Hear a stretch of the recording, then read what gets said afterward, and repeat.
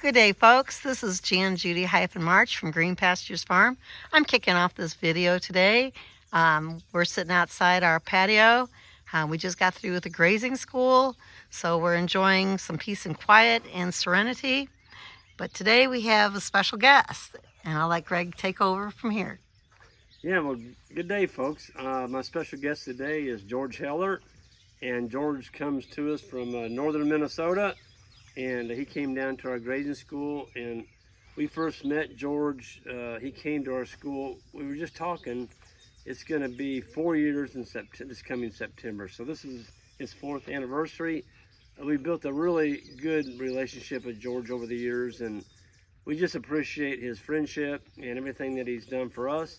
And we've tried to help George out as well. And George, tell us a little bit about what you got going on in Minnesota. Well, first tell us where you started from and where you're at. Okay, so where I started was I got this itch to have some clean meat to eat, and I went and I bought 6 bottle lambs from a friend of mine that runs conventional sheep farm.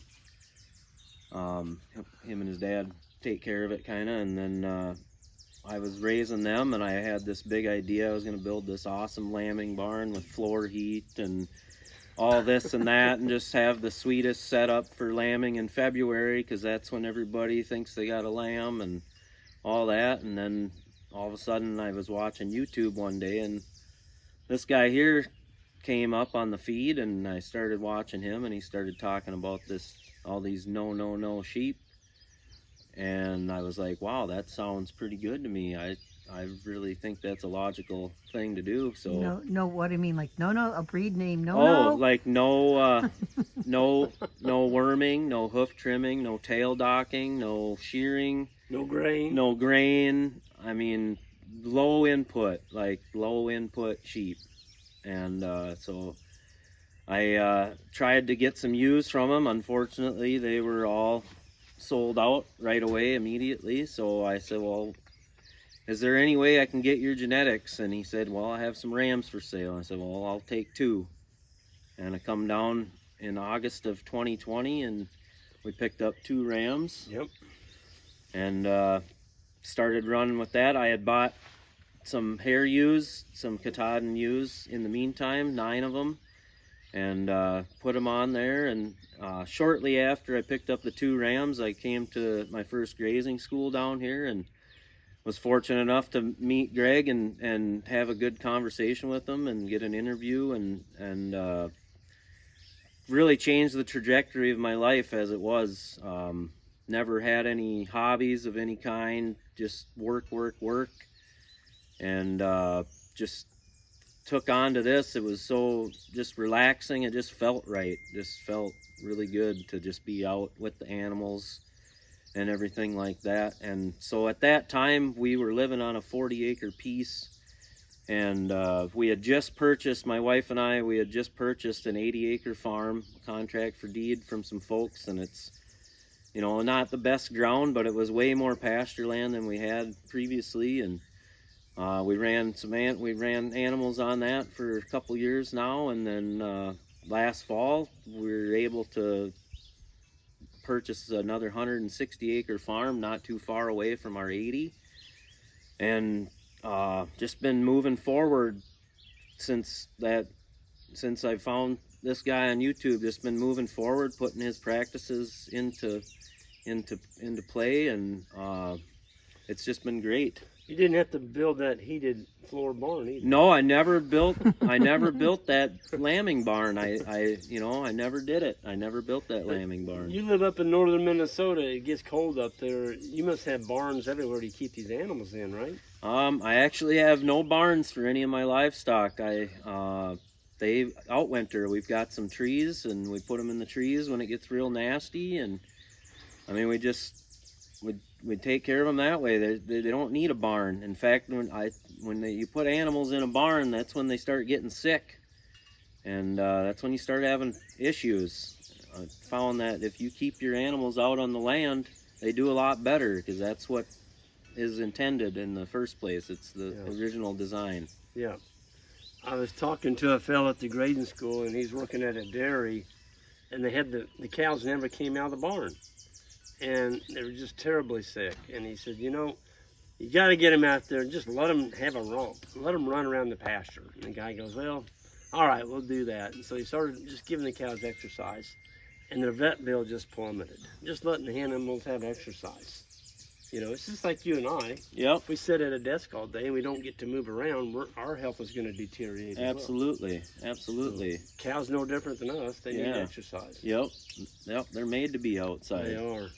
Well, George, I mean, you were talking about earlier your humble beginnings. You know, here's a fellow that started with nothing. 12 years ago? 12 years ago, yeah. 12 years ago, you and your wife bought a house. Well, we built a house from scratch. Sawed the lumber, cut the trees, sawed the lumber. Yeah. Did it all from nothing. Yeah. Yep. And today, George has built his way up. He's got a very successful concrete business. He pours foundations. George came from Minnesota this fall and did our workshop, our driveway. It's like, you gonna bring your crew all the way from Minnesota up here? Absolutely. And you did. Absolutely. And everybody that sees it is like, who in the world did that? And I'm like, you're not gonna get him. He's up in North. But yeah, you've definitely got a skill at doing that, and you've used that to. Someday your goal is not to have to pour concrete. That's absolutely right. Someday my goal is to be able to just work the cattle every day. Just go out there and get my management going, and get to a point where all I have to do is just worry about farming. I'm not going to have to go out and pour concrete anymore. Yeah.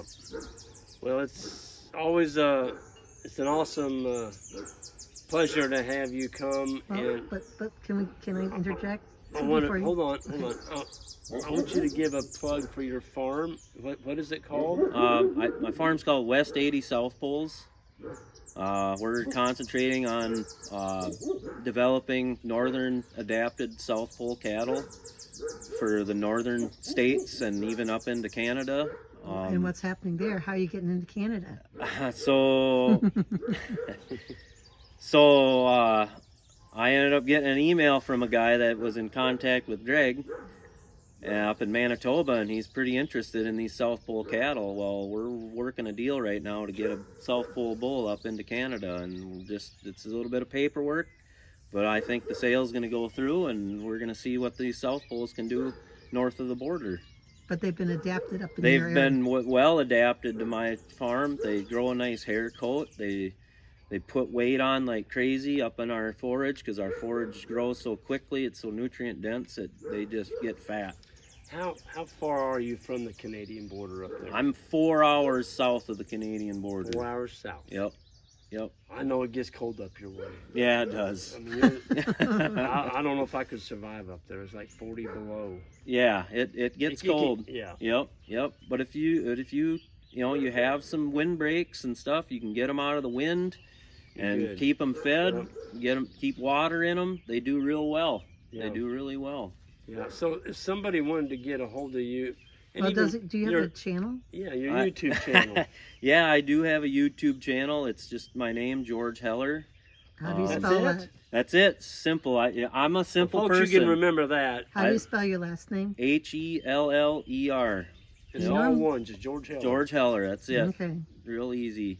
I'm a pretty simple person. I don't like to get things too complicated. So. Well, you don't have all this flying music and all this fancy stuff? No. He's got some fancy equipment, that winter thing. Well, yeah. But you have to. You're up north. Well, that's right. You got to be adaptive. That part of this whole thing is being adaptive. And the unrolling of the hay is good. Well, a lot of people say, "Oh, you can't do that with the snow 3 feet deep." Well, you know what? You can.